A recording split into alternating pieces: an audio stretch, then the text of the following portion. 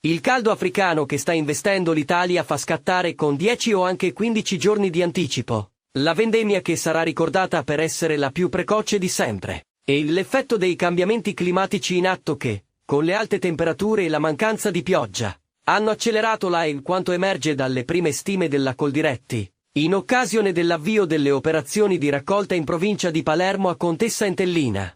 La vendemmia 2024 è probabilmente quella con le maggiori incognite degli ultimi anni, rileva Coldiretti, e non solo per il forte anticipo dell'avvio che spalmerà le operazioni di raccolta nell'arco di 4 mesi, caso praticamente unico in Europa.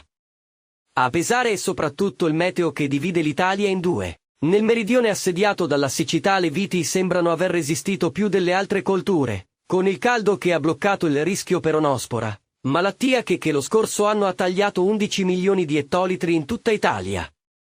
La qualità delle uve è dunque ottima con un alto livello qualitativo e l'arrivo della pioggia potrebbe assicurare un buon risultato produttivo. Meteo che pesa, rileva la Coldiretti, anche sui costi di produzione, dall'acqua alle strategie di protezione delle uve dagli eventi avversi e dalle malattie, con un aggravio notevole a carico dei produttori. Maturazione delle uve soprattutto al sud.